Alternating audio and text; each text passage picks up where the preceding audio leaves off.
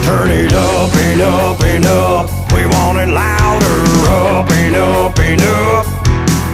Turn it up and up and up. We want it louder. Up and up and up.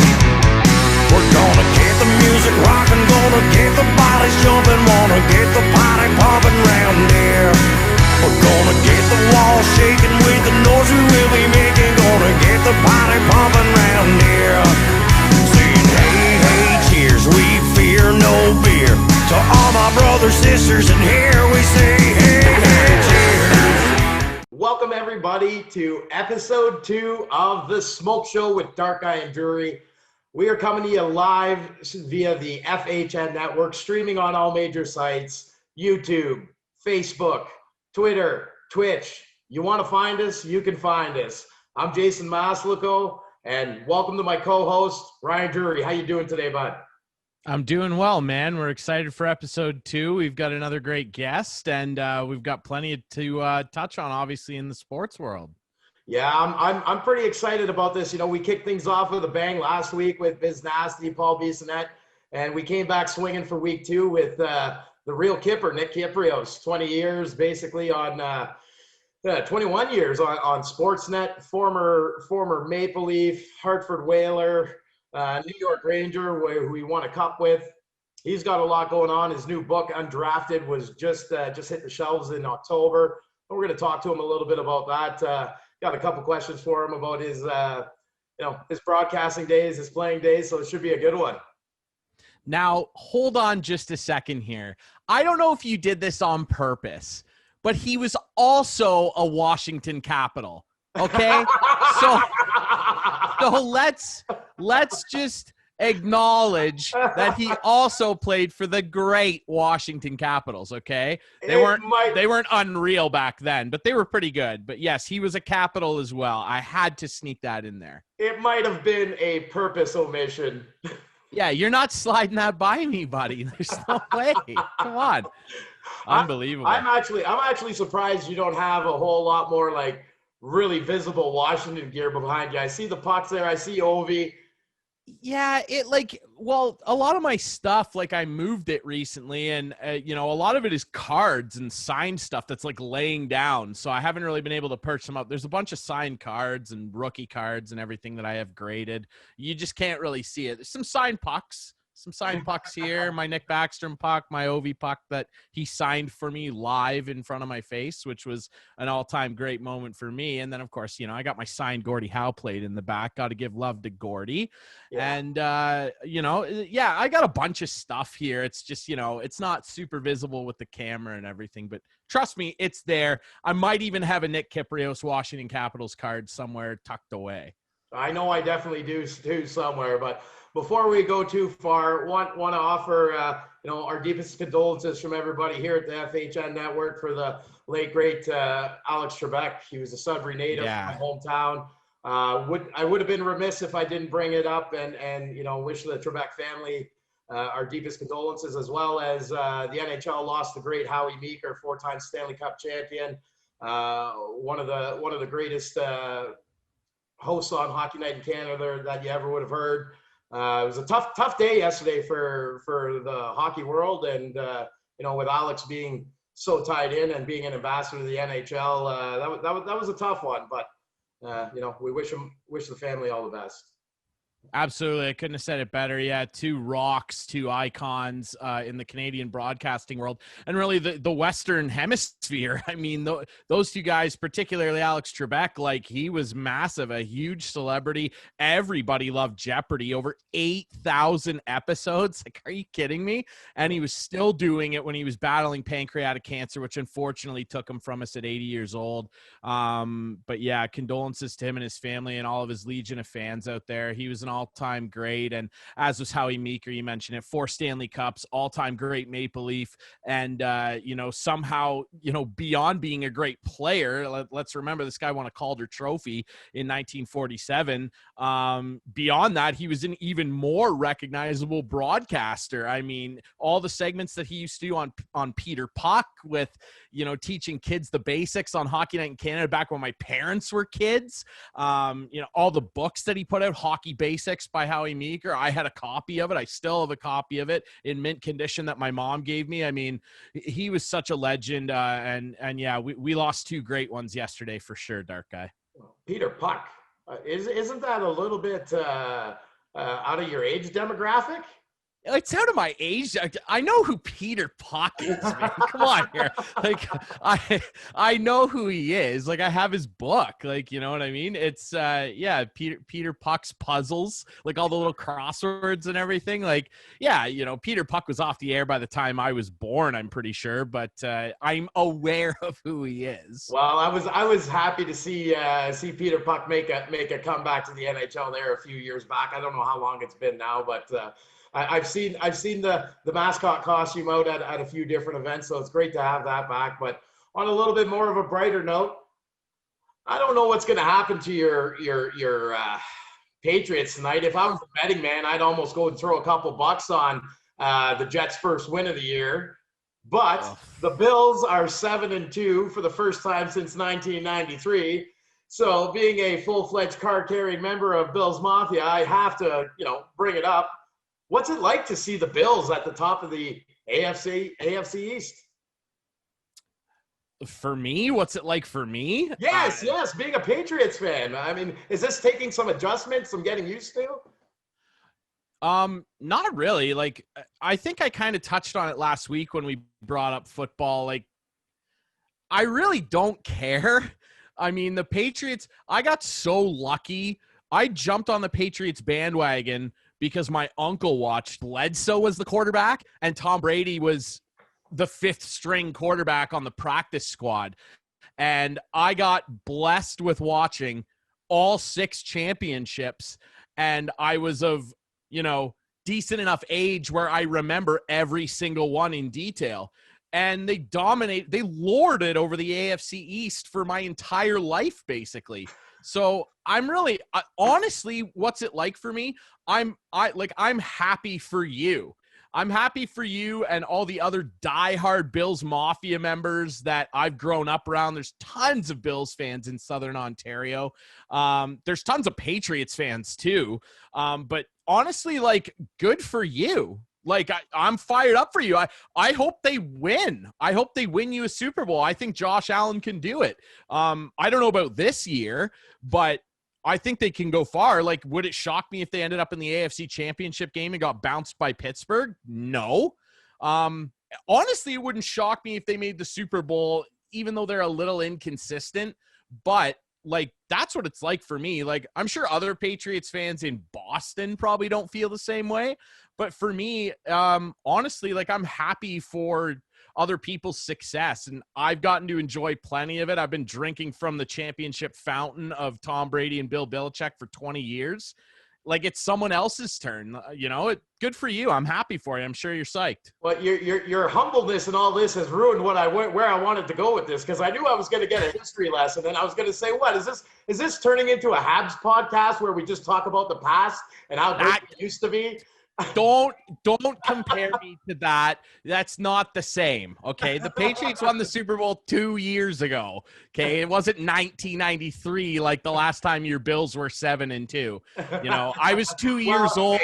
Your kindness and graciousness in defeat here has ruined that part of this for me. So well, okay, yeah, I'm sure you wanted, and I'm sure the viewers wanted me to come at this like a bitter, angry fan.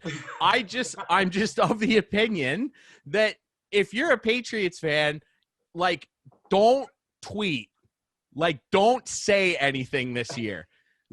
We deserve this. We had our turn.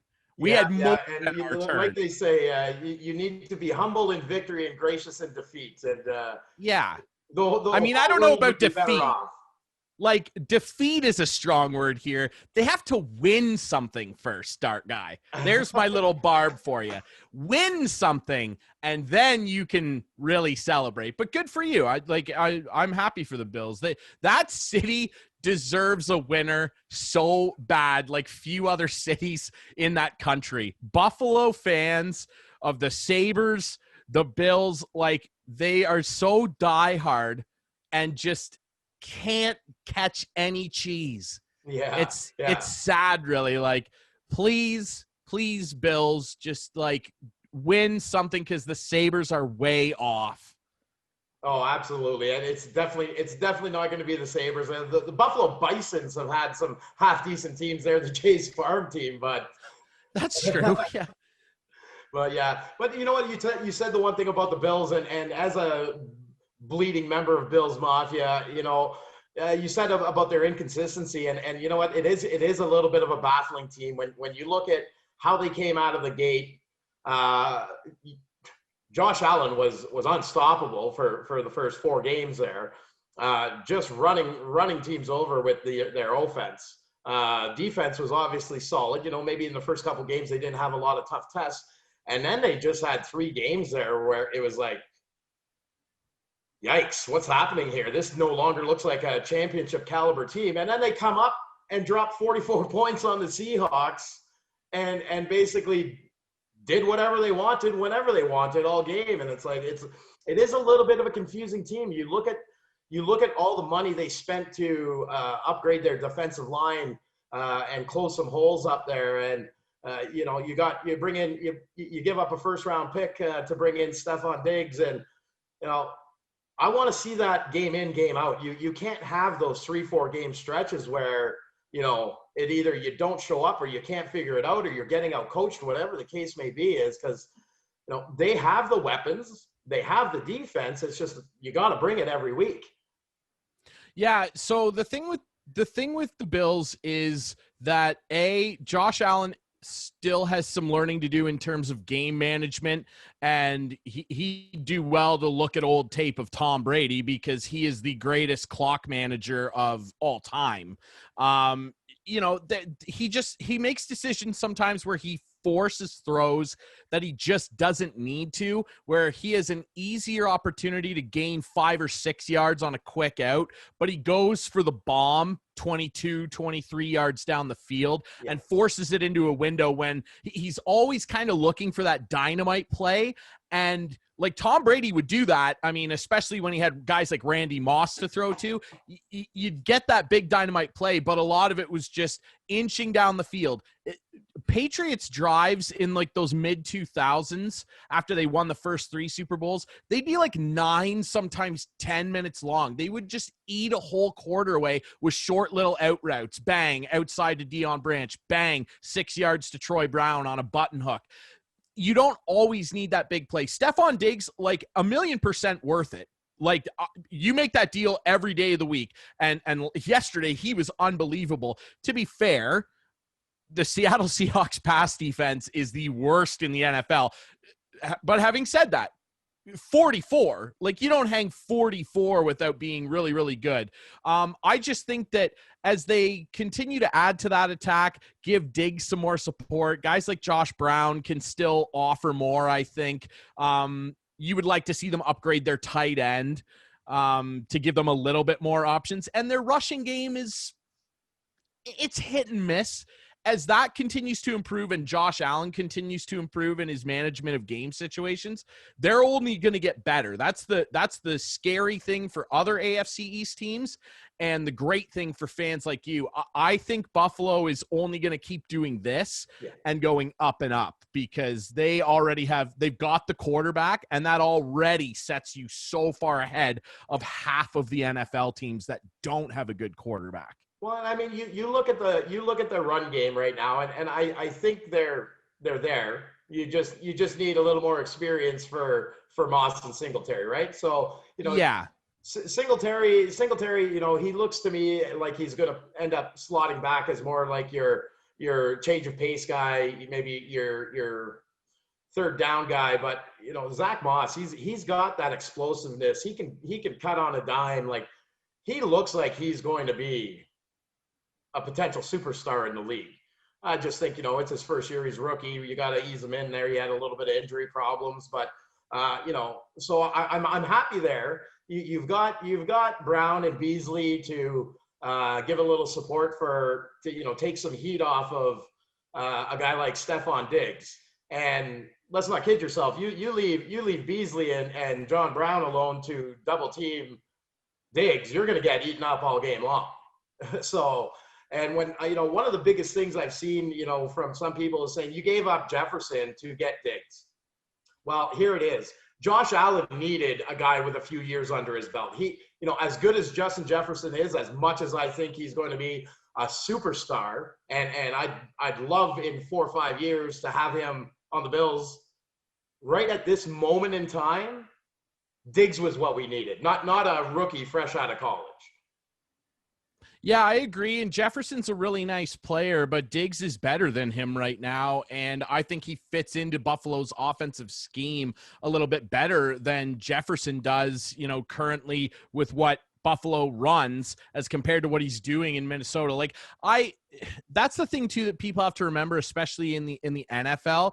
The NFL is such an X's and O's league. There's so much to remember. There's so many pages of playbook to memorize. And obviously, Sean McVay and his staff looked at him. They would have looked around the league at who could we target that we feel will fit this scheme that benefits not only Josh Allen, the guy who's going to run it and orchestrate it, but for the rest of the guys to get them open a little more. And obviously they settled on Stephon Diggs, who is a very high quality receiver, and he's fast. He can separate. He can create separation.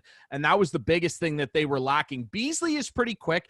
Like those two guys, though, him and John Brown, they're not as fast as Stephon Diggs. No. Stephon Diggs can blow down the field and open up options. So, again, I think that they are definitely on the right track. Yeah, they've hit a couple road bumps in their 2 losses. I mean, they played good teams. I think that long-term they are in very, very good shape. Yeah. And I mean, you have to lose players to get to, where you are, but can you imagine what this offense would look like if they still had a Sammy Watkins and a Robert Woods along with Stephon Diggs? Yeah, it'd be pretty incredible. I mean, assuming that Sammy Watkins could stay healthy for more than 2 quarters at a time. Yeah, sure. Well, that was his problem in Buffalo, right? It's his problem now. But yeah, they're on the right track. And I think that they're going to be, potentially setting themselves up for a long sustained period of success where they could be the best team in the division for a decade plus. I don't see any reason why not. What do you make, and this isn't a shot at him because obviously his Super Bowls and resume speaks for itself, but what do you make of New Orleans' utter dominance of Tom Brady and the boys in Tampa there last night? And I guess it was week 1 when they played as well. Yeah, that was Tom Brady's worst loss of his entire career, including college, which is like incredible. He just couldn't do nothing. I mean, to start that game, they had, I believe it was four series for sure, but maybe 5 where it was 3 and outs. That's not Tom Brady-esque. Yeah. Again, it's the quarterback in the NFL is the easiest guy to lay a loss on, especially when you don't put points up. But there was a lot of things just not going right. Let's remember, too, that, arguably the most talented and deep receiving core in the NFL has not been healthy and playing together the entire year. Like Chris Godwin still has problems with his finger, I believe. Mike Evans has had a number of different injuries, one to his thigh, I believe, from earlier this year. Then you mix in Antonio Brown, who was a non-factor, and maybe he can become something. Obviously, they're hoping he can. And then Gronk, after 2 weeks of looking pretty good, didn't factor in at all either. And their running game stinks. If Ronald Jones doesn't do anything, which he didn't, I mean, they have no other decent option. Leonard Fournette, like running on, old legs. Let's be honest. He's taken a ton of punishment in his career. I don't know. I wouldn't make if I'm a Tampa Bay fan, I'm not panicking, but I'm definitely like raising my eyebrow going, how good is this team? Like, is this team that high-flying, marauding offense that we see sometimes where they've got those 3 big receivers rolling, Gronk included, and you can mix in play action and get Ronald Jones moving and shaking for 70, 80 yards? Or are they a pop gun, which they certainly appear to be in their losses, where they can string together 1 or 2 decent drives and that's it? See, I don't know. For myself, I look at it maybe not as much as an on-field problem. We touched on this a little bit last week with Gronkowski too. when you got the weapons, use them. So Yeah. Oh, yeah. watching that game last night, you know, and Antonio Brown, I get it. You want to ease him into the lineup. He's probably not all that familiar with the playbook yet. So you got to be careful there. And there was a couple of routes where he ran where the timing was off. He went the wrong way.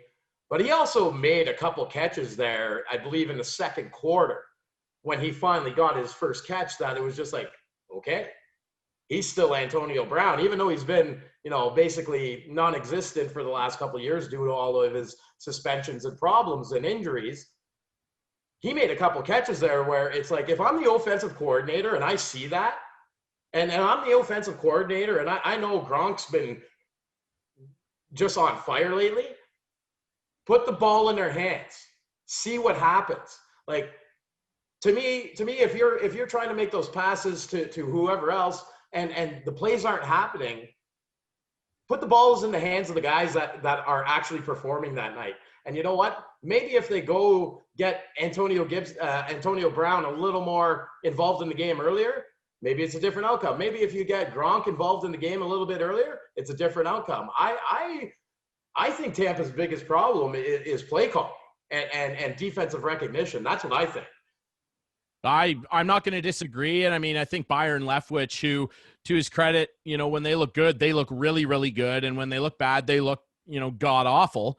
Byron Leftwich has, you know, been talked about as, you know, a potential future head coach. And, you know, he was a quarterback at the highest level. He played for the Jaguars back in the day. Yep. Was an okay starting quarterback. But yeah, I think that last night showed some cracks in his ability to switch up his game plan and manage what's actually happening instead of sticking to a laid out plan. The last thing that I'll say about the Buccaneers that like is just so curious to me is what is like, is OJ Howard, like, is he just not, did he piss somebody off or something? This guy was supposed to be like, he was such a talented guy, like talked about as being the next big tight end and had an okay rookie season, then had some injury problems. Like Gronk was running around out there not making an impact last night, and you never saw him. Like, is his career just over or something? I don't know. They never involve him, and for all the talk about him being this talented guy, and he's a big guy too that can move, where is he? I don't know. There's obviously something going on behind the scenes in Tampa that we're not privy to, because they looked completely out of sorts last night for sure. 100%. And yeah, New Orleans just had their way with them. But just to change gears a little bit, I'm really excited about this. He's joining us a few minutes early, so he must be pretty excited about joining us too. Ladies and gentlemen, please welcome to the Smoke Show, the one and only Nick Kypreos. I believe we have Kipper just connecting here. Yeah. He's got the new studio set up too. Him and Doug McLean are doing that new podcast. Yeah. And real it's Kipper, sharp. Dude, that's a solid plug he's got going in the background there for sure. It's a sharp looking studio, man. Let me tell you. And he's got that mic going too. Dark Guy, you got to get a hold of one of those, man. I have no comment on that. Okay. We're just gonna say it was supposed to be here for week 1. Right. Yes. It's week 2, so you need to send an email to your shipping provider and figure something out. Yeah, Jeff Bezos is letting us down. I think our shipping provider is actually watching the show stream live right now on YouTube. So yeah, they're probably getting the message. Just we want your stuff. We want your stuff. We want to plug it here on the Smoke Show with Dark Guy and Drury. Come on, help us out here. It's not a big deal. We'll get Kipper on in a second here. Is there anything else you wanted to quickly touch on? Oh, look, here he is. Mr. Kypreos sitting down with us right now. Yeah, that's fantastic. This was probably my fault because I told him we were going to bring him on at 7:30, so he probably just logged into the Zoom call and we brought him in. But absolutely stoked to be having him. Anytime I get to talk to a former NHL'er, let alone a former Leaf, I I'm pretty happy about it. So Kipper's resume speaks for itself. I certainly agree. As I mean, he did an awful lot throughout his career, including a Stanley Cup. So that's not a big deal. Obviously, we're really excited to dig into all that stuff with him. Kipper, can you hear us?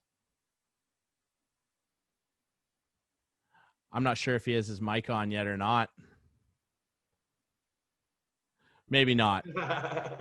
Maybe he's still thinks 7:30, and we've just got him logged in here. That's exactly it. Well, that's what it on is. that note, I'll ask you real quickly. You know,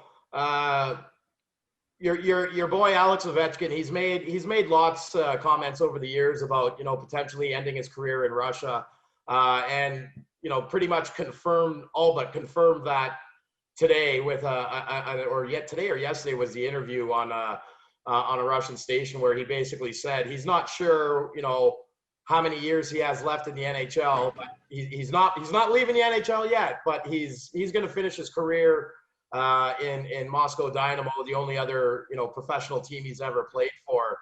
As a Caps fan, what does it feel like to hear that? I don't care. I mean, to put it bluntly, I don't care. I've always known and felt, and I think most Caps fans that have been watching have known that that's something that he wants to do. It makes sense for him. He'll do something similar to what Pavel Datsyuk did and go home and finish his career there. Whether he plays 3, maybe 4, he's 35 now. Maybe he plays 3 or 4 more years in the NHL. He needs a new deal after this, hopefully upcoming season. And then to go home and finish his career with the team where it all started. Remember, he played for their academy from being a little boy. His dad was actually a professional soccer player with Dynamo Moscow back in the day before he ruined his knee. Like, he's just got so much familial connection there that I don't care. I endorse it. I think he should do that. He's always been a guy that loves home, cares so much about being Russian, representing Russia, and cares a lot about where he came from. And I have nothing but respect for that. And if it's 1 year or 2 years, whatever it is, where he says, listen, guys, I would like to go home now. To complain about that would be silly. He's given this game and this league so much. If he left tomorrow, I would say thank you for everything you've done. And it would be sad, and it will be sad, but I endorse it. I hope that he stays healthy enough to be able to achieve that. Yeah. What do you think that does for his chances of catching the great one?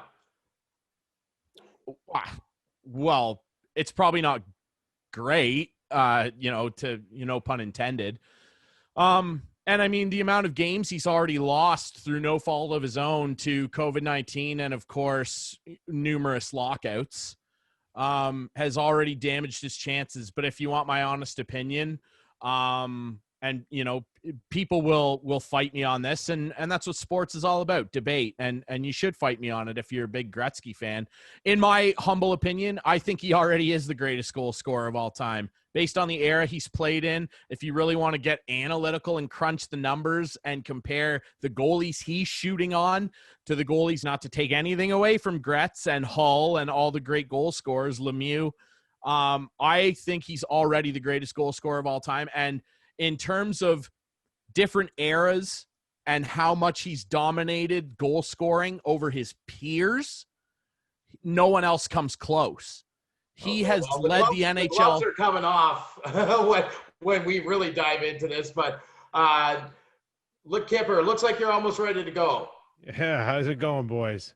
Ladies and gentlemen, this is the Smoke Show. He doesn't need any introduction. Nick Kypreos. No, I just pretend I'm not even here. Just I love listening to you guys talking OV Gretzky. Well, what's your opinion on it?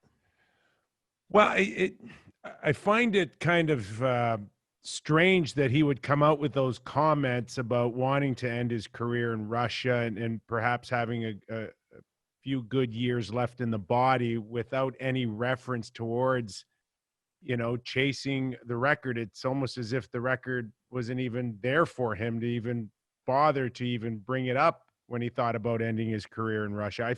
I found that kind of strange that he would use it in the context that he did, when everybody knows that he's going to need a good portion of 4 or 5 years to come close to Wayne Gretzky. It's almost as if it wasn't even a thought in his mind when he spoke of wanting to end his career in Russia. Now, you think that might be maybe a little bit way of a cop out? No, I don't. I don't.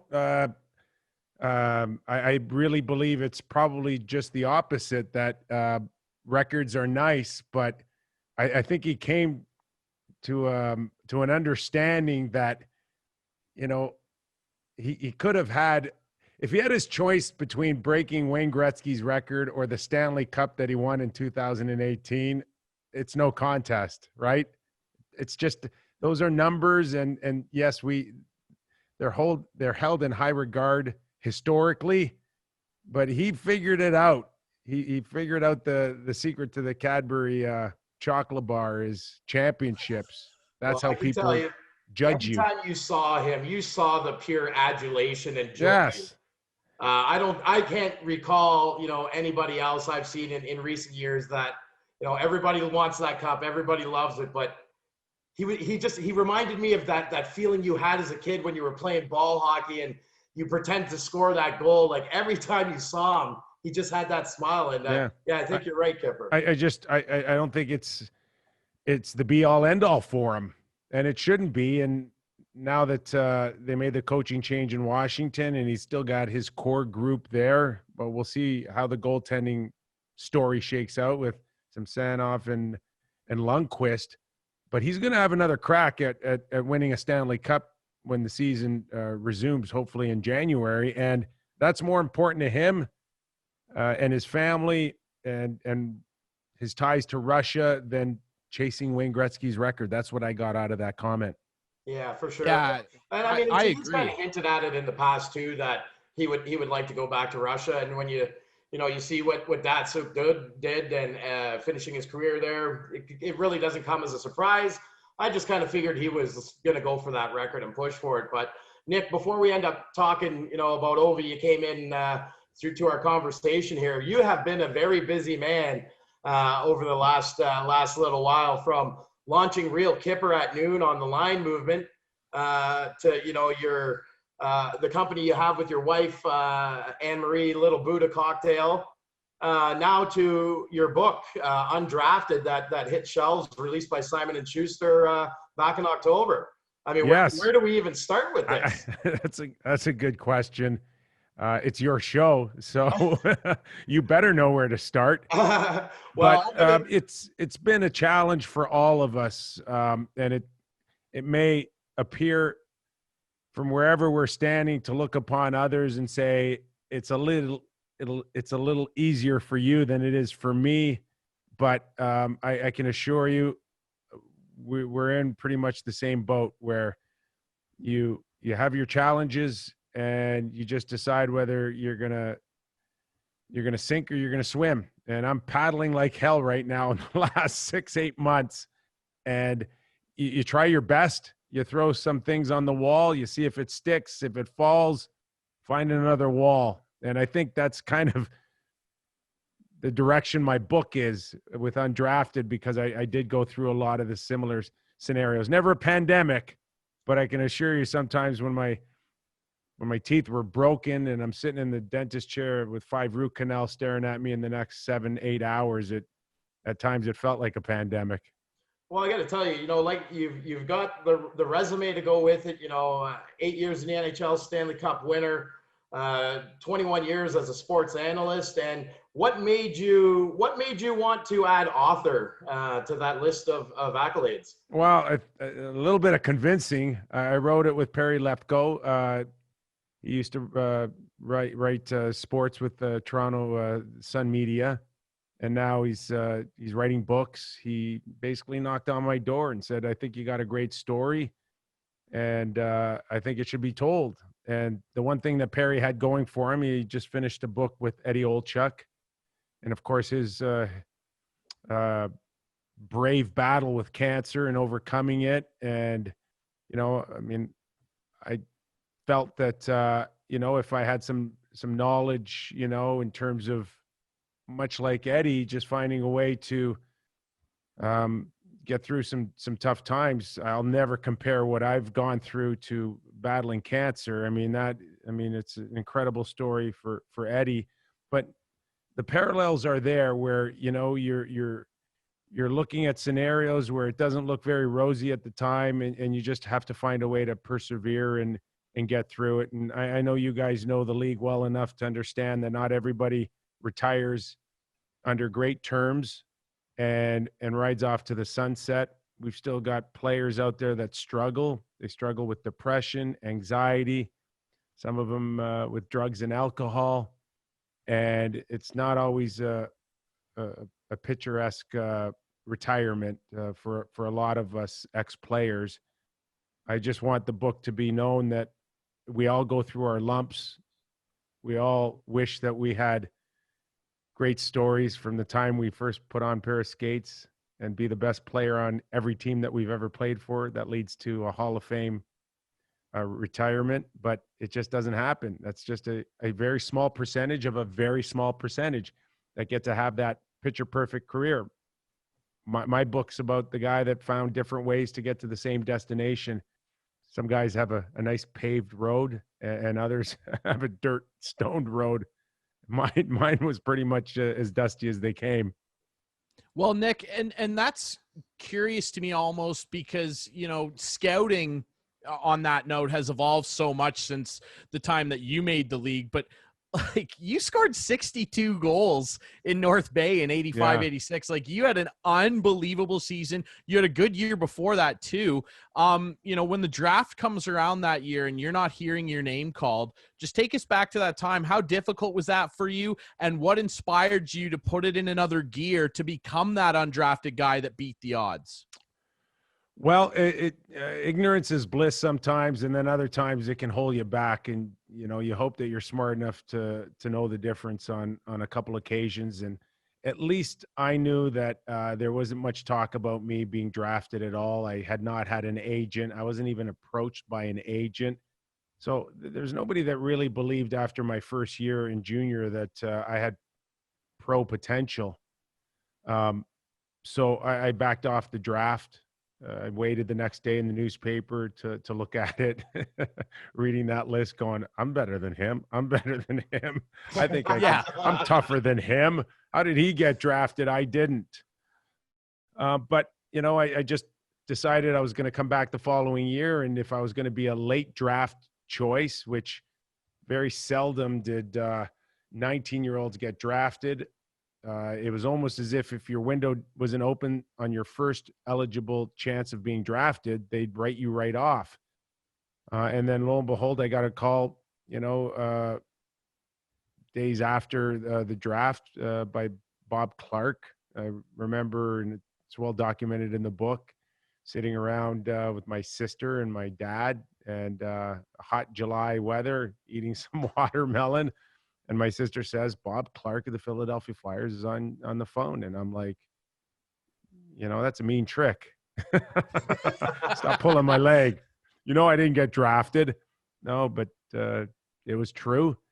And now I'm in a position to go to a training camp as a free agent, a PTO. We didn't call them PTO back then, but we know how many guys now go on PTOs only to get contracts after that. So the scope is a lot wider. It was so narrow. They were so narrow-minded back then. But certainly they've now understood that not everybody's development happens at the same time. And there are such things as late bloomers. And I was one because I started to score goals after that. And even though I left junior hockey with a goal scoring record and label of being a sharpshooter, it doesn't happen. It doesn't change to the pro level for everybody. And I scored 60 goals in junior hockey. So what? Graham Bonner scored 60 goals, for the Sault Ste. Marie Greyhounds. Wayne Gould, Sault Ste. Marie. Don McLaren Belleville had 60 goals. Some of those guys never got a cup of coffee, let alone a contract, never even invited to a training camp. So just because you're a good goal scorer in junior doesn't mean you're going to be one in the NHL. I also battled a couple of injuries, and I had to find a different way to approach my game to play pro hockey. And that's when the transition happened from goal scorer in junior to role player, physical guy, tough guy, goon, whatever you want to label it. I was there for my teammates. Well, Kipper, so yeah, I mean, your book, The Undrafted, basically, the true underdog story. I've had some people messaging me on Twitter, watching the live feed, asking, is there anywhere they can pick up an autographed copy, or are you going to be, you got any tours coming up for the release of the book where they can come and find you? Well, it's tough because, Simon Schuster, who published my book, would usually have me in stores all across the city and all across the country, to be honest with you. We're going to do the book tour starting out east and working our way towards BC, but we know what the temperature of the water is out there. It's not pretty for any of us, and we got a lot of challenges to overcome a pandemic.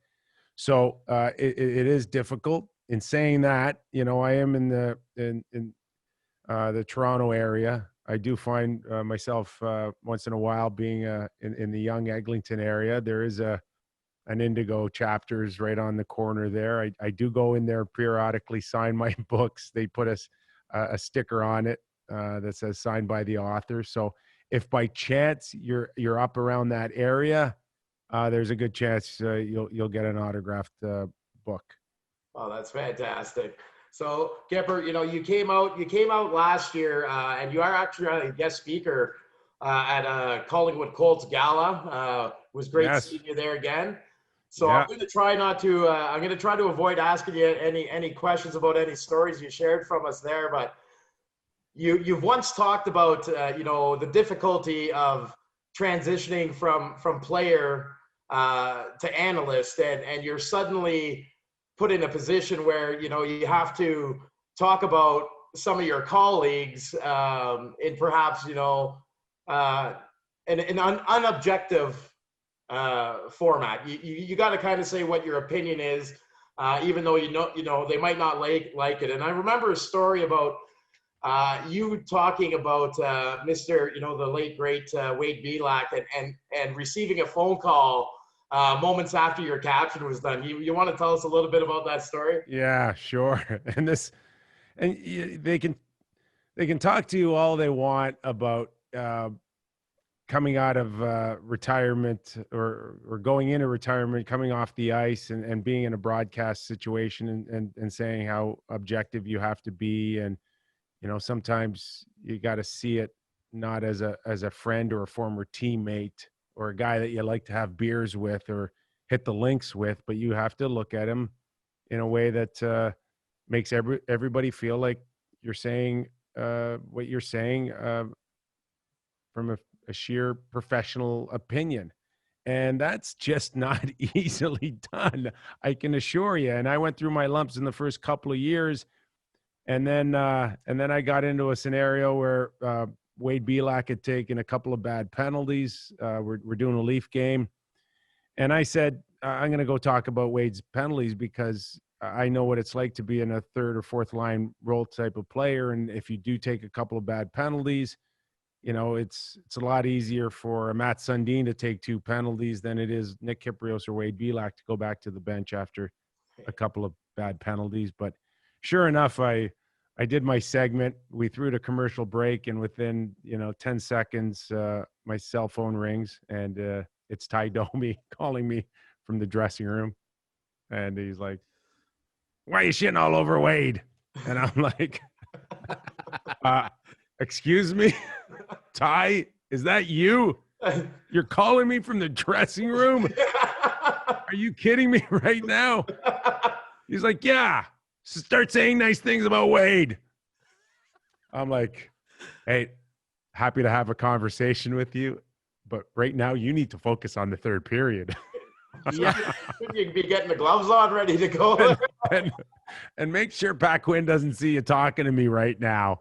Yeah. Oh, But no kidding. the important thing there is the consistency of a Ty Domi to protect his teammates forever. And that's what you love about him. And, it's funny to talk about it. I don't think it'll ever happen today to any analysts on air. I think it was a one-off. But the other thing I said is thanks for watching. Well, keep Kipper, it tuned in. you were always pretty good with the one-liners, and never afraid to even laugh at yourself. I even go back to the one of my favorite Nick Kypreos stories.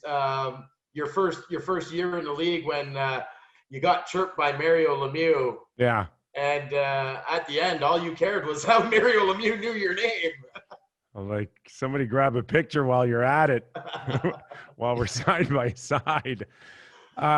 It's interesting too, because I played with Mario's brother Elaine in Hershey, Pennsylvania. So, we get reports every once in a while out of Pittsburgh from Elaine. And I think Mario kind of knew that I was in Hershey with his brother at the time.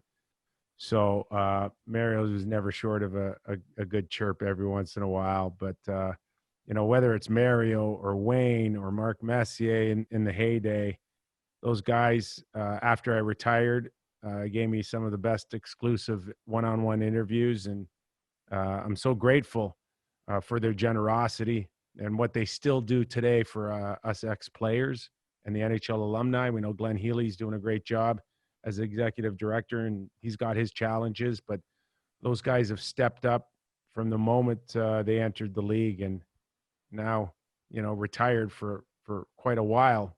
That doesn't change with those guys. They're amazing people. Yeah, they're still doing so much for former players. I had the opportunity to talk to Heels on another show that I'm on a while ago, and he was just so candid about, the work and how much they care about that brotherhood of guys that played in the league. And it doesn't matter if, you were a superstar or a fourth liner, they care about everybody, which is great. You bring up Mark Messier, and I wanted to ask you this, Kipper, when I knew we were going to have you on. I was really excited. We can see it in the background there, the 1994 Stanley Cup champion program. You got to do an awful lot of cool things in your career. Probably that tops the list. You were part of, I would say, one of the most joyous Stanley Cup celebrations of all time. We all know the story, 54 years of heartbreak for the New York Rangers, a proud franchise. The rival fans would always chant 1940 at the players, and then it was over in 1994, finally a sigh of relief for the city. You got to be a part of that group. Jason's beloved Maple Leafs are creeping up on 54 here. They're at 53 now. Yeah. And if they don't get it done this season, which fingers crossed we get a season, they'll hit that 54. Take us back to that time. What was it like to be in New York, to win that Stanley Cup, to experience that with the fans after years of heartbreak? And what will it be like if the Leafs can finally do it? Yeah, and it's a big part of my book as well, just in terms of going from the outhouse to the penthouse with the Hartford Whalers to New York. The moment I arrived in New York, I tell a story about walking the streets of, I think, Fifth Avenue at the time and getting pulled over, a squad car pulling over. And I'm like, oh, my God, the city's unbelievable. Everything you heard about New York City is true. I'm going to be arrested any second. And it was just a cop to come out and shake my hand and say, welcome to the New York Rangers. The one thing that you feel right away is the inheritance of all those painful moments in the past of coming up short, either missing the playoffs like the Rangers the year they did before, or a crushing 7-game series loss.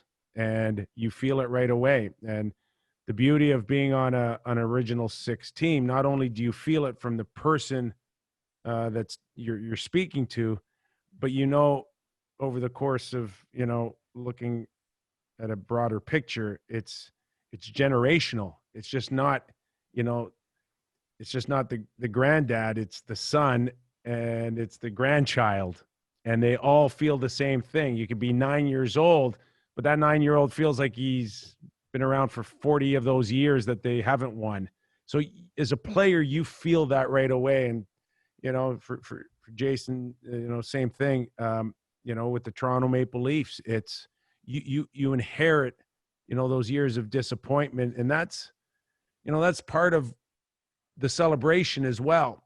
And it's a timing thing, but we all felt like we were just there, to get the job done for 1994. It wasn't about 95 or 96. It wasn't about building something. It wasn't about a group of young kids coming together like, you hope the Mitch Marners of the world and Austin Matthews are. It was about, no, we're here to win now. You look even at our Black Aces and guys that have played a lot more in different areas of the league. Like Glenn Healy was a good goalie, a starter in the island. Eddie Olchuk could still score 40, 50 points. I came off a 17-goal season in Hartford. And yeah, we're insurance policies, but what are you an insurance policy for? Winning a Stanley Cup in New York that then won 54 years. Might take that trade-off for 1 year and benefit it from it. And absolutely. Well, I was able to do that. And, for Leaf fans, it's no different right now. They're starving. Generation to generation, they're starving. What would happen if the Leafs won a cup in Toronto? I suppose it would break off around Bloor Street and fall into Lake Ontario. That's how I envision it. Yeah. Well, I mean, you look at the turnout and the support, the Raptors had with their NBA championship. I gotta say, multiply that by 5. Well, there's no question that it wouldn't just be, and I can tell you from traveling as a Toronto Maple Leaf that it wouldn't just be about Toronto and the Raptors. In many ways, it was Toronto probably right up until about a week before anybody really thought that they were going to win a championship.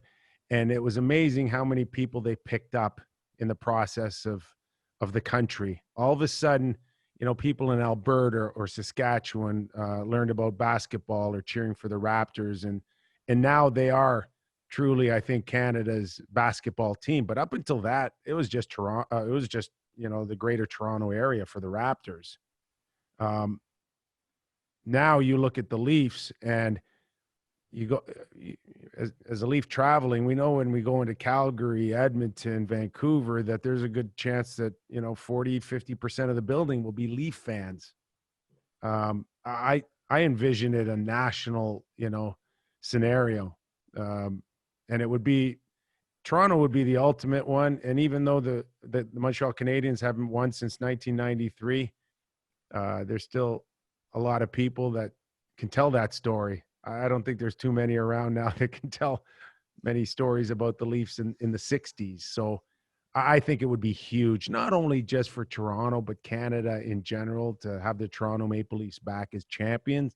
I think that would be a cool thing. I'll tell you one story that didn't make the book because the Rangers in many ways were like the Leafs to a lesser degree.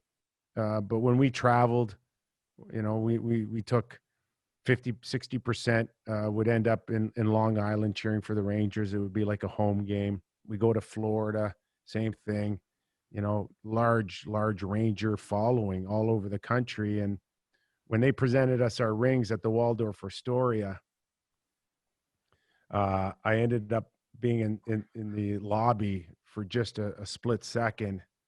And two guys come in and they look like shit, to be quite honest with you. They look like they've been through a car wash and their hair was all over the place. They were disheveled. And I'm like,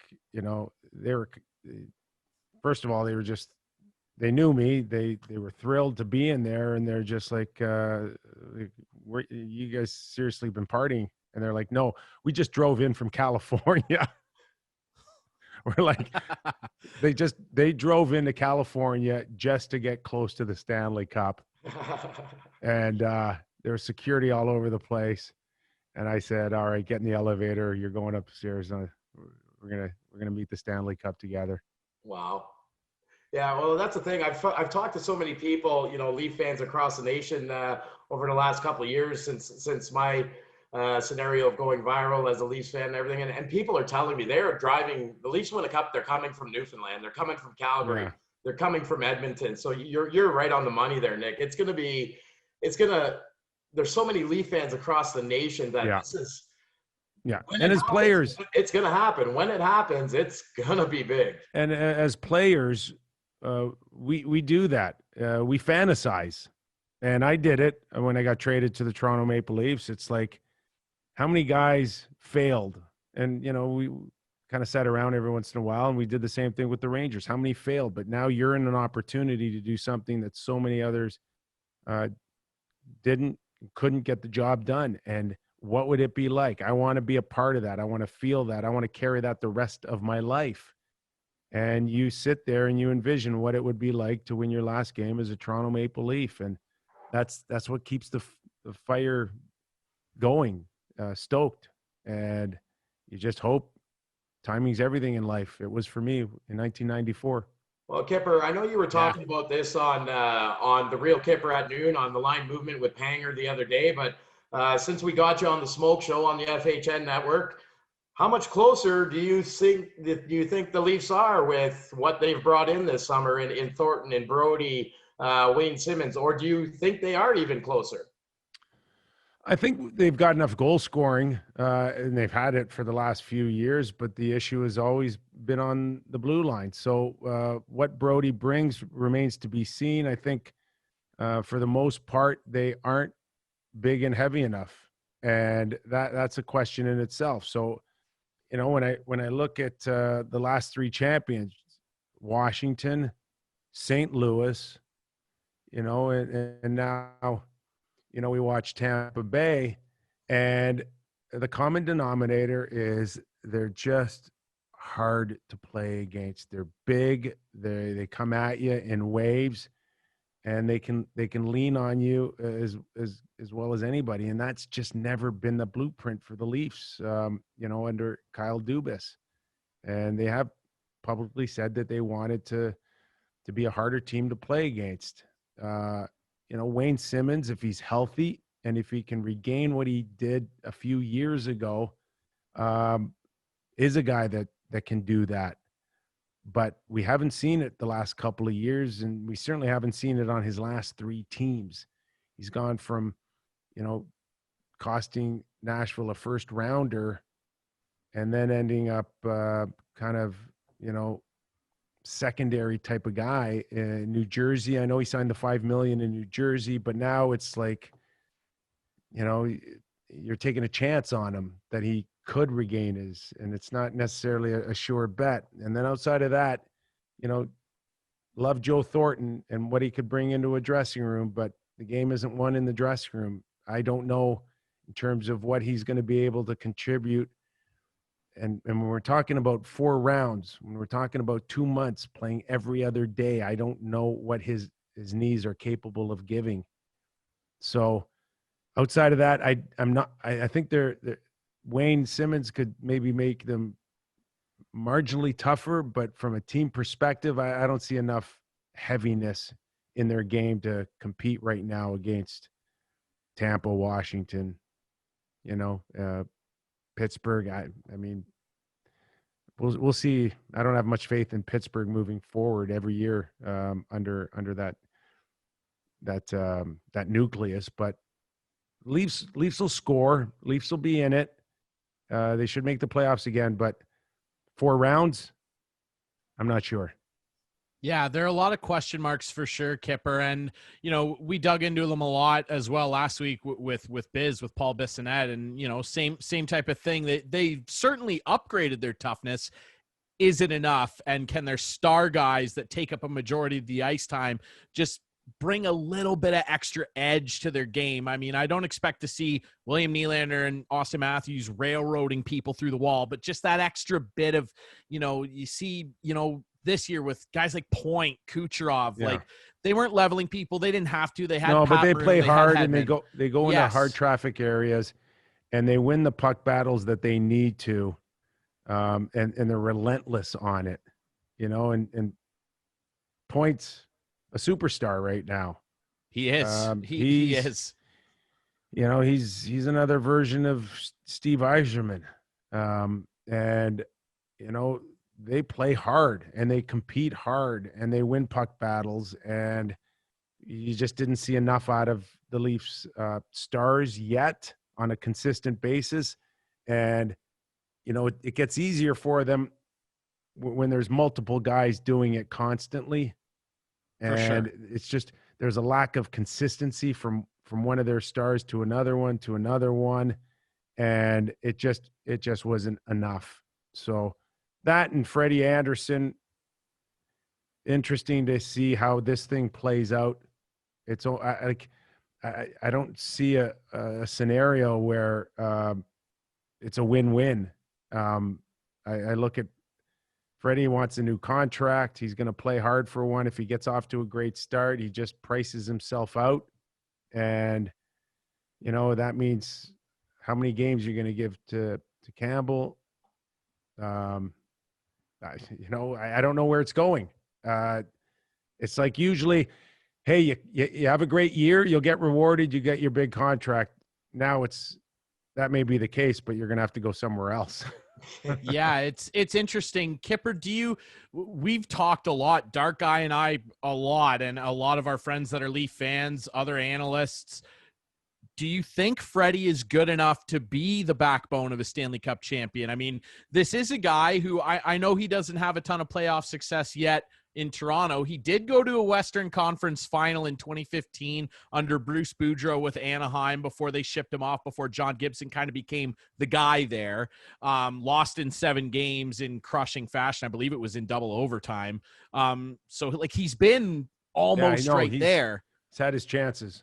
For sure. Can he do it? Is he a good enough guy to be that guy to do it? Yeah, I like him. I do. And I think he's a very good goalie. And he's proven he's a very good goalie. Now, is there a little bit of a mental edge that he maybe lacks a little bit? I mean, I'm a little hesitant to just completely write him off come playoff time. Others do. I don't. I've always looked at that blue line the last 2 years and say, it's just not good enough. I'd like to see him under a blue line that can play together. They know their roles, and, there's someone else besides maybe Muzzin that could, play really hard or even intimidate or scare a few people in front of the net. I just haven't seen that. And, if Freddie at times has been frustrated because of his lack of support in front of the net, I wouldn't blame him one bit. I just like to see him under a better structure defensively with a 6-man unit that can really protect him. Then we'd really find out how good Freddie is. Well, and I think part of the problem too is a lot of people will want to point the finger at Freddie because they haven't even won a playoff series yet. But you look at the play-in round series against Columbus this year. They got shut out twice. Yeah. Freddie not much run support. 944 save percentage in that play-in round. He was phenomenal. Freddie Anderson wasn't the problem against Columbus this year, but no. Kipper, I told you I'd only keep you for a half hour, so I don't want to go too far over the time limit here. One question, and this is one I don't know if it's in the book or how many people know about it. Were you a biter when you were a kid? Is it true that you bit people when you were a kid? Yeah. Yeah, I was. And yeah, my mom says she had a tough time with me. Like a defense mechanism and babysitters. Yeah, I'm gonna have to write another book because there was an episode in Hershey where Tommy McVie, the great Tommy McVie, was coaching Adirondack. No, not Adirondack. Maybe Binghamton. And I got into a pile, and I think it was James Richmond started gouging my eyes, and I just took the biggest chomp out of his hand I could take. And Tommy went to the media after the game and said, he needed to take Jamie to the hospital for rabies shots. Well, Kipper, I want to thank you so much for your time tonight. You talked about players' generosity when you were getting into being an analyst, and the one-on-one time guys like Moose and Gretz gave you. I've got that same feeling for you right now for agreeing to come on the Smoke Show. Yeah, well, congratulations on it. I love the title. I love the name. I thought it was pretty clever. Good, very clever. But you can find Undrafted. Yeah, any major bookstore. You go online, Simon Schuster, any chapters, Amazon.com, anywhere you're going to buy a book, you're going to find Undrafted. So hold that up so we can get a nice look at the cover there. That's beauty. And to the guys that were asking, Indigo, where'd you say? At Bloor and Young and Eglinton. Young and Eglinton, you might be able to find yourself a signed copy. You'll find a couple of signatures in there. Be sure to check out all of his Little Buddha cocktail line, LCBOs, all over Ontario. I got to be honest, Kipper, I haven't tried them, but I'm going to have to get out and get one. Oh my gosh. I want one. We got a peach tea coming out in the spring, so that'll be 2 of them. So maybe this we is collaborate on a all organic, no sugar, gluten-free, no preservatives, all natural, bud. Well, maybe we can collaborate on a dark guy cocktail. We can work on that. We can work on that. That'd be all right. That'd be really exciting. Kipper, dart guy. Kipper, tell us. Check out Real Kipper Noon's online movement as well. Thank you, guys. Yeah, absolutely. Kipper, we really appreciate this. Were you going to ask me another question or? Yeah, I just had one last question for you, Kipper. And again, like Jason said, we're super appreciative of you doing this. Yeah, my pleasure. Best of luck with the book, the cocktails. I can't wait to read the book and drink cocktails while I read it. And the show is fantastic, by the way. I love the show. Great job there as well. The studio looks sharp, man. Yeah, we have a lot of fun. I got my buddy Doug McLean there. He's crusty as ever. Yeah, he's awesome. He loves it. It's great listening to him go on a rant. I just wanted to ask you quickly, Kipper. We barely touched on this. I mean, you played for the Leafs. What was that like for you to be able to play for that team, a team you grew up loving, obviously? And, you mentioned earlier a lot of guys don't get to go out on their own terms. Obviously, that's part of your story and part of your book, that unfortunate incident in that fight in a preseason game, which was, terrible. But looking back on being a Maple Leaf overall, what was that experience like for you, buddy? Phenomenal, especially, in one of the first chapters in my book is my dad taking me to Maple Leaf Gardens for the very first time, and kind of compare it to watching that classic movie Wizard of Oz, where everything's black and white, and then poof, it's color, just color everywhere. And that's how I felt the moment I walked towards the ice level of Maple Leaf Gardens. When I was a kid, I used to beg my parents for a Daryl Sittler jersey. There was a sports store called Doug Laurie at Maple Leaf Gardens, and they used to have the authentic kind of game jerseys. So my parents couldn't really afford one early, but then finally I got one Christmas, and I remember opening up the box and just seeing this jersey and then pulling it over my head for the very first time. And I had the exact same feeling when I did it for real, when I got traded to the Toronto Maple Leafs. I went into Dallas that night to play the Stars, and the moment I put that Leaf jersey over and I saw that crest, I'm like, is this thing from Doug Laurie's? It's like, is it Christmas? And it's like, snap out of it. You got to go play. Incredible, man. You lived the dream of every Toronto native, everybody that ever grew up the Leafs, and it must have been fantastic. But again, Nick, thank you so much for your time. I appreciate it. Hey, congratulations on the show too. You guys are going to do great. I appreciate that, Kipper. Okay, guys, have a great night. Thanks for your time. Thank you. Cheers. Cheers. There's our buddy Nick Kypreos, and we really appreciate him joining us here on the show. Like, that was pretty incredible, man, and he was really gracious with his time. So many stories, and obviously you're going to want to grab a copy of his book. It's just incredible the stuff that he went through, the things he was able to achieve too, Dark Guy, just being undrafted. You know, it's a lot more of a common story now where you hear about the guys that were undrafted that make it. You think of guys like Marty St. Louis, and Adam Oates, maybe the greatest undrafted player of all time, you know, and you think about those guys, but it's easy to forget that there were other guys that, you know, were role players, the grinders that really had to grind their way to being on an NHL roster. And Kipper's one of those dudes. And, you know, he was a lot of fun to watch as a player, but he's even more fun as an analyst. Like, he's been doing it for so long. He's so polished. His new show's great, by the way. You got to check that out. Get his book. I can't wait to read it.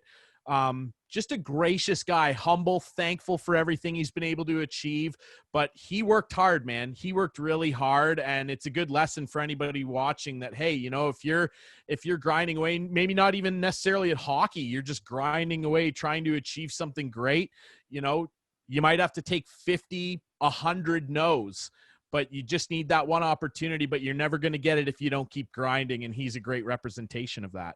Oh, absolutely. Especially to do it in a time when he did. And, you know, not taking anything away from players that don't get drafted that still fight their way up now. Always an unbelievable story. But when you look at the time when he did it, there were so many less teams, so many less spots available for him to persevere and push his way through and say, you know what, I'm not giving up on this. Just because I wasn't drafted doesn't mean this is the end.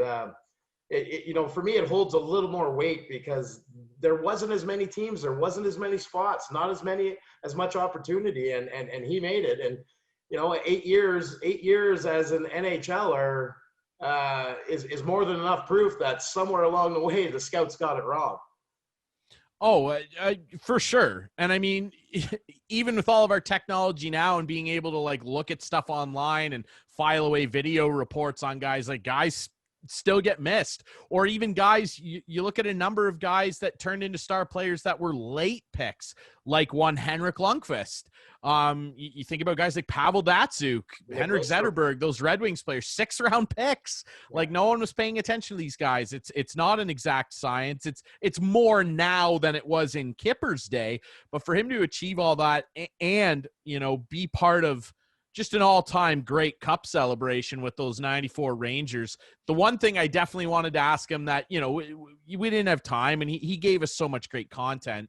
And I've heard him talk about it before, was playing with Alex Kovalev. I've heard him say on a number of different platforms that Alex Kovalev was bar none the most talented player he ever played with. And I just wanted to know like a little bit of what it was like to be around that guy, because when he was teammates with him and they won that cup together, he was a rookie, Alex Kovalev. Yeah. And he ended up turning into, you know, a very good NHL player, but he was just a guy that a lot of people didn't understand. He kind of played, you know, for teams that probably should have been better. Some of those Pittsburgh teams later on with, you know, with Montreal, he had some success. My God, what an unbelievably talented player. And he was really misunderstood and like a mercurial guy, kind of hard to figure out. But if he felt like it, he could take a game over, speed it up, slow it down. I just would have loved to have been able to ask him, hey, we could have him on again sometime. Ask him a little bit about what it was like to play with a guy like that. That was just mysterious. He was a mysterious guy, Alex Kovalev.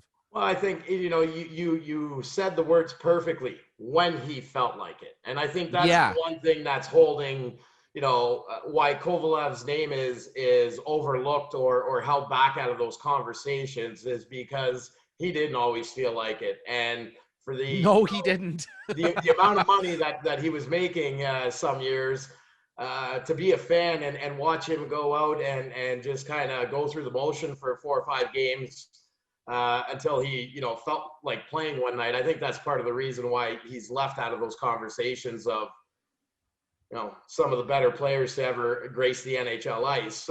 If you want to talk about strictly talent level, then yeah, the guy had the chops, that's for sure.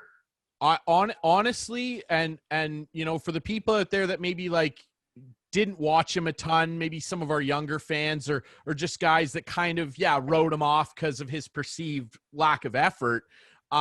honestly, one of the top 5 most talented players I've ever watched play in the NHL. Like, he would do stuff and it would be a thing where, like, he almost liked playing keep away more than he liked to score a goal.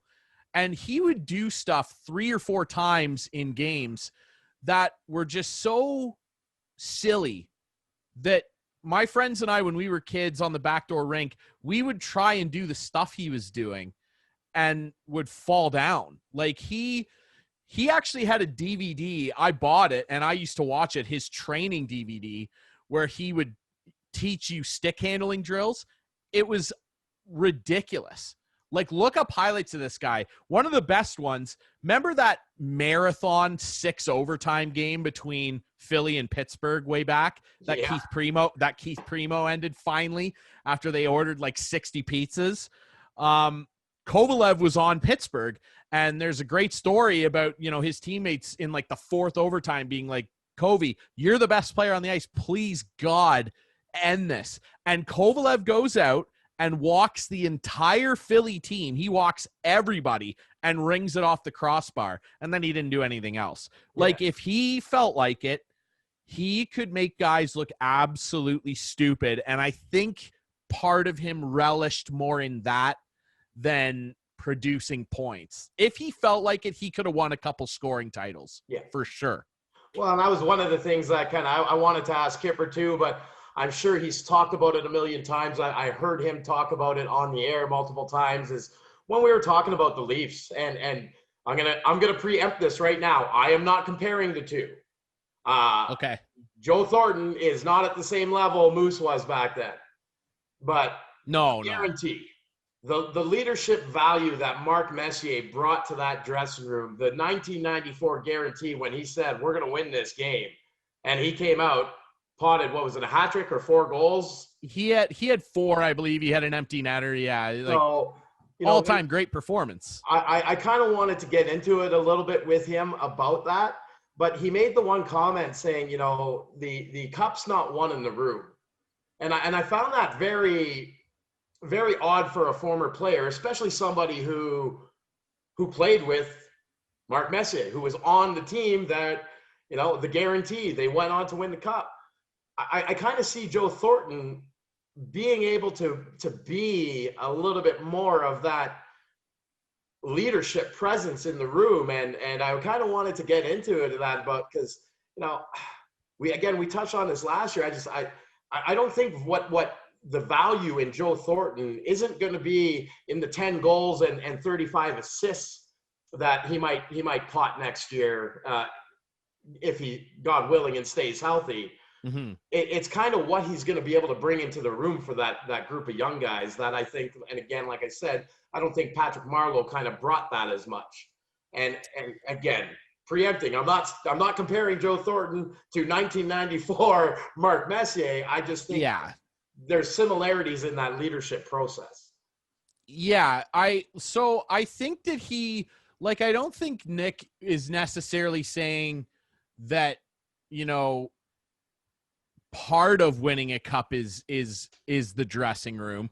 Sure. I think he was just like more being very literal about saying you have to go out on the ice and do it. Like, I think what he kind of more meant was, you can say all the right things and get everybody fired up and crank AC/DC in the dressing room and get all psyched and then go out on the ice and lay an egg. Yeah. Like, and that's the thing, right? And we kind of touched on this last week, like the difference between, you know, certain leadership styles, like Patrick Marleau versus Joe Thornton, or like you want to bring up guys, you know, like Joe Sakic or Steve Yzerman, almost never said anything to anybody. Scott Stevens, same way, like stoic, quiet. I don't need to say anything in the room. My teammates know that I'm upset with the performance. I'm this, I'm that. I'm going to go out. I'm going to level a guy, particularly if you're Scott Stevens, and get guys going that way. Like, you know, there has to be a mix. I think, like, there, you know, in any sport, there's the guys that are the quiet leaders, quote unquote, that just kind of go about it the right way. They're not talkative, but their actions are loud, and they go out on the ice, the football field, the soccer pitch, the court, and they just get it done. And no one asks questions about those guys. And then you need a mix of the guys that are a little loud and keep it loose and allow guys to kind of have fun as part of the struggle of getting there, right? Like, I think back to when the Caps won in 2018 and finally relieved years of torture for myself. Not 53, but, for the Caps, it was 44. I mean, it was a good long, I can't even call it a drought. It was their first cup. But I think back to that and watching TJ Oshie goofing off with John Carlson and Oshie and Wilson doing that butt slap thing with their sticks on the ice. Like, there's those guys. And then there was Ovi, who was just loud on the ice. He didn't say anything. He was partying and whooping it up whenever they beat a team and moved on. But he just went out and did his thing. There's got to be a mix. I'll say it, I definitely believe there's value to adding a guy like Joe Thornton to the room. What he brings to the ice at 41, we'll see. But at the end of the day, I think Kipper just kind of meant, and I agree with him, that you can add Wayne Simmons and get a guy to punch people in the face. You can add Zach Bogosian. You can do all these things. At the end of the day, the guys that are eating up 22, 24 minutes, the Matthews, the Marners, the Nylanders, you're going to win because those guys are great. Well, and that's what has to happen. Well, we always compare the two teams. And I think for people that might not watch Alex Ovechkin as much or maybe don't have as much exposure to him, what I think gets lost in Ovi's game is he's not just a goal scorer. Like the physicality that Ovechkin plays with. He wears his heart on his sleeve. He fights for his team, and I don't mean that literally as in dropping the gloves, but we're talking about a guy scoring 50 goals a year and finishing seasons with 350 hits under his belt. Like, yeah. This guy is the heart and soul of that team. And when you talk about leadership that's going to get you through the playoffs, that's kind of what it likens to. And until this very moment, I never really made the comparison, or I never connected it. But when I look at Ovi's game, he's probably, minus the actual fighting, one of the closer things to a Wendell Clark today's game has, because he just goes out and hammers people, and he can put the puck in the net. Yeah, it's a good comparison. I mean, obviously Ovi is fighting. Well, and he has dropped the gloves a couple times, which has not worked out well for the people that tried it. I was going to say they weren't overly impressive, but no, I mean, yeah, he's a bear. Like, that's why I think a lot of guys don't fight him is, well, I mean, nowadays you've got Tom Wilson out there, and then, and B, he's a bear. He's a 235-pound freak that's just built like a brick. Like, he's probably going to laugh if you punch him anyway.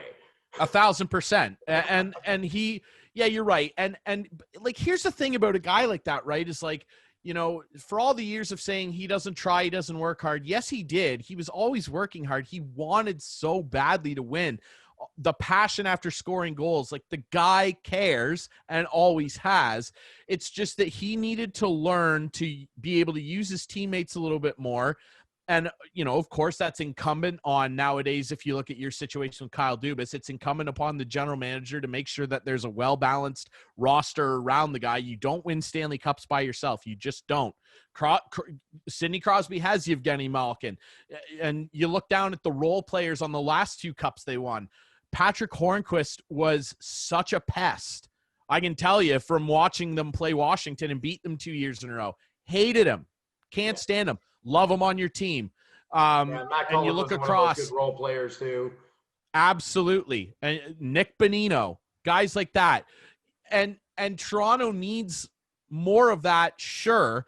It's just that, and again, for the Leafs to win, their best players have to be their best players. And that doesn't mean that Austin Matthews has to get 45, 50 goals and have 350 hits like Ovi. He's not Ovi. He's Austin Matthews. He's a different player.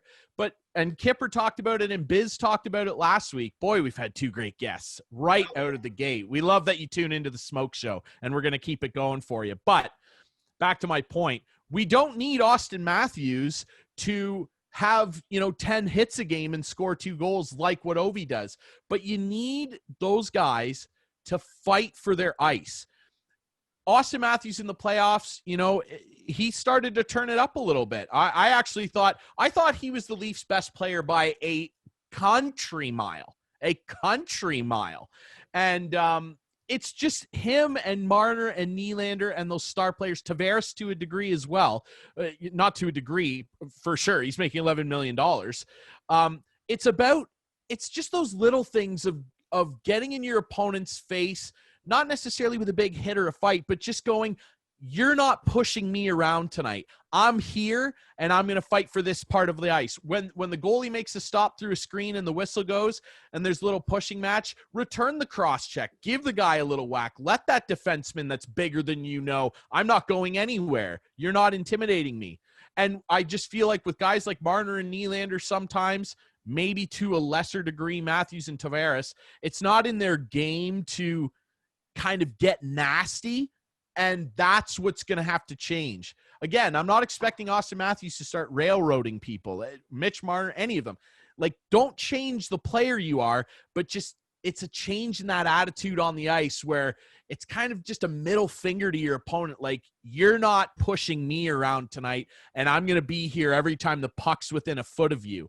Like, it's just that little bit of gumption, Yeah, I've said it before there. I think the minute 23-year-old Austin Matthews realizes he's 6 feet tall, 220 pounds, yeah, and starts to get some of the quote unquote man strength developing. The minute he realizes he has that, he's going to be a force. But yeah, like you said, we've had 2 amazing guests to kick off the Smoke Show, coming with heat and fire right away. Nick Kypreos, for all the accolades we gave him, I got to mention that he was an OJHL graduate, playing for the Dixie Beehives. That's right. The league that my Collingwood Colts reside in, Ontario Junior Hockey League, the league of choice. I got to take a second to toot our own tires and pump the Collingwood Blues. We actually made an appearance on the NHL Network tonight. That's right. We had one of our forwards, former Barrie Colts draft pick, Peyton Shaley, pull off the Michigan in an exhibition game Friday night against the Lindsay Muskies. I was promoting it all over social media. You probably got sick of seeing me retweet it, but I think it worked. I think it worked because we landed on the NHL Network tonight. Peyton's Michigan lacrosse style goal. It was a beauty. So I'm pretty jacked about that. And if I didn't say something, I was going to log back on and start the show over because I had to bring it up. No, you should, dude. And an incredible goal. The Michigan is all the rage now, right? I mean, and what an incredible goal to pull off for that young man. Really cool stuff.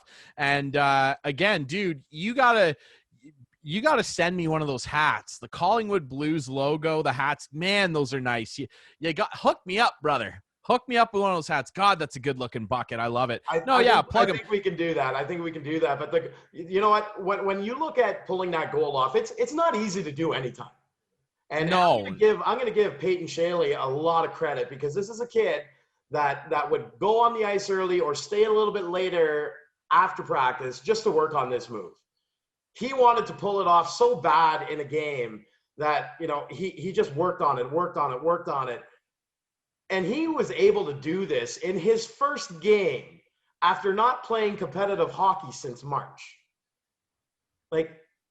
That's impressive. And that just goes to show how much work these kids put in these days to, hone their craft and chase their dreams. First game back after being off since March. And that's what you do in a game. Disgusting. Kid's got great hands. When he's out there and he can drive the play, he can put the puck in the net. Great teammate, great kid. Love having him out in Collingwood. Yeah, it's impressive stuff. I saw SiriusXM NHL tweeted it as well. So we got Sirius on it too. Yes, I saw it before we logged on, so it's getting plenty of love. I mean, you pull off the Michigan at any level, let alone Junior A, you're going to get some attention. So it's great for him, and it's great for the team as well, and the league really. I mean, a lot of high skill. It's an incredibly good league, and like you mentioned, Mr. Kypreos, among many other NHL players have come through the OJ. So yeah, it's great exposure for sure. The list is long and illustrious, and sooner or later, the OJ will have a claim to fame that Toronto Maple Leaf scout Jason Maslico, former OJHL scout, came through there as well. I hope so, man. That would be a pretty cool thing for sure. Well, we promised you a weekly segment with our brother from another mother, Todd Shapiro. I think we've settled on Hot Totties Hot Takes.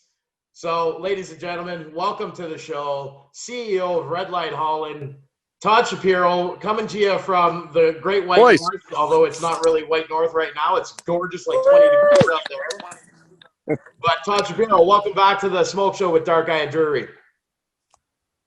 Dude, speaking of Smoke Show, check this out. Oh, yeah. I'm a little jealous of sitting around a fire right now. Yeah, with my boys, Stephen, James, Andy, Carly. You kidding me right now? Are you kidding me? 21 degrees, November. Yeah, buddy. What's up? Why aren't you here? Well, I was up that way on the weekend. I don't know if you saw on my social media, but I went for a little bit of a plunge on Saturday. So it was absolutely gorgeous. Yeah, you went full polar bear. What's up, Rye? How you doing? I'm doing well, buddy. Like, we're excited for another edition of Hot Totties Hot Takes. Real hot tonight by the fire, too, man. How are things? Buddy, the Smoke Show. Dude, you kidding me right now? It's the Smoke Show. It's Hot Totties Hot Takes. I'm actually burning right now. It's crazy. I'm actually on fire, boys. But listen, I love it. No, my leg's on fire. We need to call Fire Marshal Bill in. Have you seen SNL? Have you seen Jim Carrey do Biden? What do you think? Do you like it? I thought it was hilarious, personally. I thought it was one of the best SNLs of the last 5 or 6 years. I thought it was great. Beauty. Dark guy? Jim Carrey's, he's fantastic, and I think he doesn't get as much love for the impressions he can pull off as well. He's always been that quirky kind of goofy comedy. He's not the facial expressions, but he's actually a pretty good impressionist from what I've seen over the years. Yeah, he's nailing it. Except it reminds me of Fire Marshal Bill. Every time I look at Joe Biden now, I'm like, is that Fire Marshal Bill? I can't. That's what I think. That's the issue now. I can't take him seriously as a potential new president here. Anyway, yeah, boys, I got a Hot Toddy's Hot Take. You ready for it? We're ready for it. Give it to me, man. That's why we're here, Toddy. We're ready. Give it to me. Give it to us. All right. So I know we're talking hockey, and I know it's weird to talk hockey because there's no hockey when there's normally hockey. Although the weather doesn't really dictate that there should be hockey right now anyway, so it kind of makes sense. There's no hockey. But we miss hockey, if you know what I'm saying. My point being is this, and I've been watching this little series going on right now about Alexander Ovechkin, one of my favorite players, a guy I've been fortunate enough to party with through my relationship with a guy named Joel Ward, one of the nicest guys in the world. And my Hot Toddy Hot Take of the week is he is going to break Wayne Gretzky's goal record. I said it. I said it. Oh, my God. That's hot. I'm going to throw my phone in the fire. It's so hot, boys. You should. You should throw your phone in the fire. It would be great television. No, it's so – man, I don't know what happened, and this was not intentional. This turned into like Ovechkin episode. I don't know what happened. We had a big discussion with him earlier. We chatted with about Ovi with Nick Kypreos a little bit as well. Like, it's just Ovi Central here. Look at this. Look at this. It's Ovi Unreal. Central. This is the thing. I'm married to a Russian woman, okay? So I know the toughness of Russian people like no other. Like, I'm that involved with Russians. People don't realize.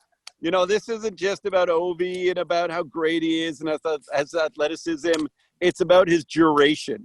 This mofo is going to play the game till he's 55 until he breaks that record. You think, no, that's what's going to happen. He'll have one leg, he'll still score goals. This guy is a machine. Have you ever watched him?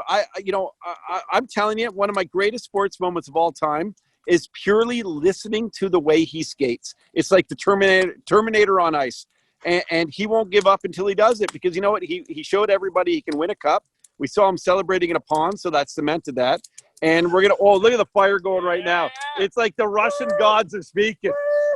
Ovi is going to break. Well, anyway, listen, so, he's going to get a lot of goals. Well, the great thing about a hot toddy hot take is they're usually pretty entertaining, and in tonight's case, it's wrong. Oh, dark guy. What do you want to bet? Now we got to bet. Will not break Wayne Gretzky's goal record. We were actually talking about this a little bit earlier. Given the amount of games he's lost over the last couple seasons, you can count in lockouts, count in the COVID shortage of games. It's going to be a shortened season again this year. The fact that Ovi wants to, end his career back home in Russia, I just don't see it. Like a couple of years ago, he needed to finish out 7 straight years with like 35 goals every year to just tie it. And you know what? He's kept pace with some big numbers over the last couple of years, but I just think between all the games he's lost, the fact that sooner or later he's not going to be able to score 50 in a season anymore, I think the clock's against him, especially when he's talking about wanting to go home for the last couple of years of his career. This is the problem, Jay. You haven't seen him late night during the Christmas break in short shorts. Like, you haven't seen the legs on this guy. Like, you don't know.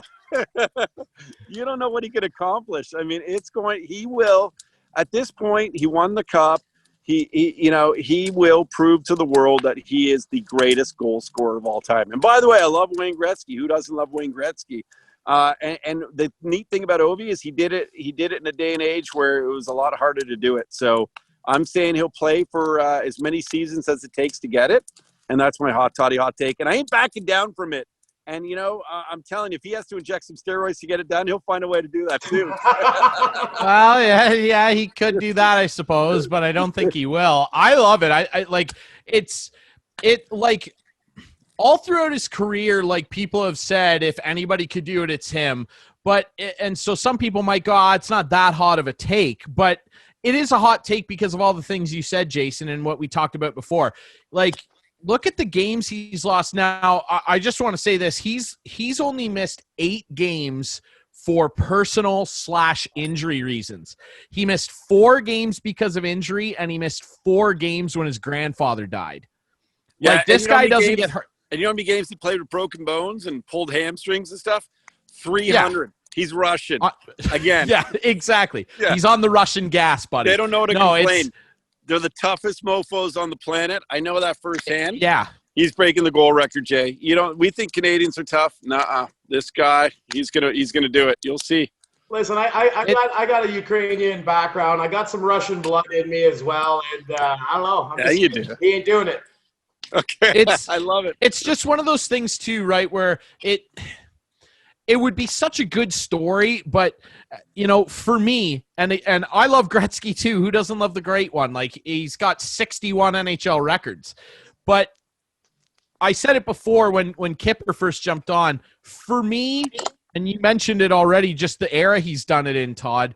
For me, if he retired today, he'd be the greatest goal scorer of all time. Now, that's probably a hot take for some people, because you look at guys like Brett Hull is in that conversation 1,000,000%.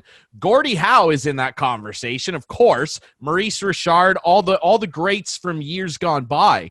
He's already the best goal scorer. He has lorded over leading the league in goals amongst his peers more than any other goal scorer in history. The only guy that's behind him is Phil Esposito. Phil Esposito led the league in goals 8 times. Ovi's done it 9 times. Actually, he's done it 10 times now, and he's only trailing Bossy and Gretzky, who led the league in goals 12 times. Wow. But the era he's done that in, he has been a better goal scorer than all of his peers.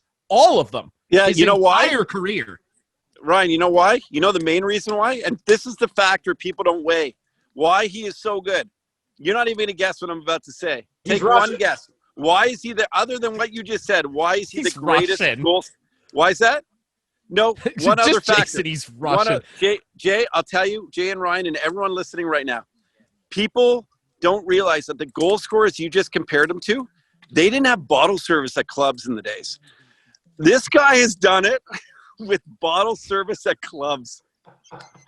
Yeah, it's incredible, Think about man. that. So are you saying Ovi plays hungover and still scores, but that's why he's the great scorer? Dude, I'm saying that no one has partied like the new day and age of the NHL'ers. They're celebrities beyond hockey players. In the day, they were just hockey players.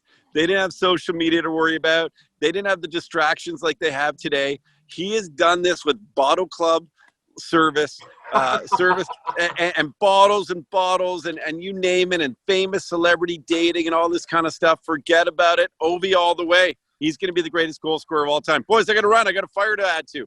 Okay, I love it, dude. Todd, I appreciate you coming for Hot Totties Hot Takes, but All right, I Carly, got Andy, one hot Stephanie, take for you James. before you go. What's that? I got one hot take before you. Oh, I was in the water on Saturday. My hot take is I bet you won't go in the water tonight. you know what? This is the issue. I don't know if this is a PG program, but I already have a tiny one. I don't want it to be any smaller right now. I got to run. Okay. Pool! I was in the pool! We appreciate your honesty, Todd. Later, boys. Yeah, a great see you, night, big buddy. nose, tiny pecker. Okay, see you, boys. Thanks for Okay. joining us, brother. Cheers. Okay. Incredible, eh, Todd. He's just, he's something, you know. I was What a even- character. Obviously, he's enjoying his night with some friends around the fire, so I'm glad he was able to carve out some time for us. I was going to ask him about, again, a little bit about his business there, because he had some big windfalls Yes. on yes. the ballots last week, so I was going to get into that with him a little bit, but I totally get it. If I'm sitting around with a few pops around a nice fire, I don't want to be on my phone talking either. So I absolutely agree, buddy. Here's the crazy thing. My last bit about Ovi and the record. Record's 894. Ovi's sitting at 706. So he's 102 goals shy. No, he's 98 goals shy. No, he's 198 goals shy. Whatever. My math is so bad, dude.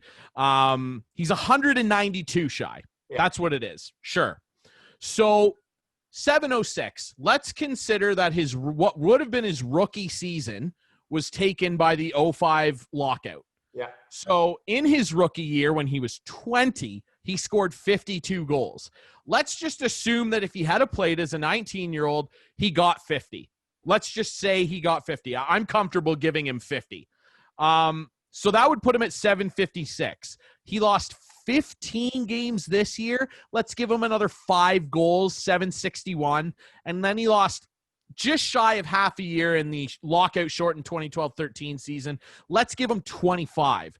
So now that would put him at 786, give or take, which would put him 98 shy of the record. 98's not that many over 3 or 4 years if you score 30, 35. no, but I mean, you can do that. Got another 50. You can do that for Gretzky too. What happens if Gary I know. cross-check him from behind and basically ruin, Yes. the last later stages of his career? Okay, but I mean, let's be honest here. Gretz would still hold the record. That injury happened well after he had passed Gordie Howe at And I'm just 802. saying, how much more could he have potentially had? I don't know, 20 or 30. Like, I don't know. And Wayne retired when he was 38, right? Like, I mean, he was done. And after a lot of games, think about all the playoff games he played, right? Like, he was worn out. Ovi has not shown yet that he's worn out. Of course it will happen. If Father Time is undefeated, even for Tom Brady, as we've seen. But it is a shame a little bit because ultimately I don't think he'll do it unless miraculously he scores 50 for 4 straight years. Could happen. I mean, Joe Sakic has the record for the oldest 100-point season, and he was 38 when he did it with the Avs. He had a 100-point, I think on the nose, he had 100 points when he was 38. So, with good health, star players of this ilk can continue to put up big numbers into their late 30s. Can he do it? Does he want to do it? Like, losing all those games that we just talked about is a daunting task. It was a daunting task already. You lose those games. it's going to take like another 200-ish goals to break it. It's tough, but for me, he's already the best goal scorer. I mean, you look at the average save percentage when Gretz was playing, and that's not a disrespect to Gretz. He scored on what was in front of him. But it's inarguable that it is harder to score on goalies now than it was back then. And if you look at the most goals he scored the most career goals against now teammate Henrik Lundqvist, pretty good goaltender. And I believe Carey Price is second. He has scored a ton against the best. He scored a lot against Tuukka Rask as well. So for me, he's already the best. That's a debate for forever. I just love the guy so much. Ovi's the man. Well, I guess on that note, we'll wrap it up from this Ovechkin love it, where the Smoke Show firmly believes that Ovechkin will never break Gretzky's record. I think half of the Smoke Show. You heard half of the Smoke You just Show. Heard on record, Ryan Drury, Washington Capital fan, says he does not believe Ovi can do it. I believe he can. I believe he can do it. It's just, it's so hard. It's so hard. Listen, folks, but that was episode 2, the Smoke Show. Nick Kypreos, be sure to check out his book, Undrafted, Simon Schuster, across every major bookstore across the country. I can't remember. He said Young in Eglinton, Indigo. If you want an autographed copy, you can probably find one there. Be sure to check out Real Kipper at Noon on the Line Movement. What else did he got? He's got Little Buddha Cocktail, and I even forgot, again, he's a director of hockey ops for a company called 3i Interactive, which is an online gaming platform as well. Man, I got to get better at this interview stuff. That's it. Well, to be fair, he's a very busy guy. He's doing a lot of interesting things, and he was such a great guest. Check out Kipper's stuff, his book, his show, his cocktails. I mean, he was awesome with us, man. It's been so fun. 2 episodes down and so many more to go. We're going to have a lot of fun here. A huge thank you to the Dry County Band with their opening song for our credits. Hey, hey, cheers. They're absolutely fantastic. Check them out on every major streaming platform, Spotify, app, iTunes, you name it. And one last thing, huge thank you to our producer, Matt, behind the scenes, making sure we always look so awesome here, sound so good. And don't forget to get your poppies. Please, people, to all those that have served and are still serving today, who allow us the freedoms in our great country, show your support, show your remembrance. Go make sure you get your poppies for Remembrance Day, November 11th. And from everybody here at the Smoke Show, have a great day. And until next week, just remember, where there's smoke, there's fire. There's fire.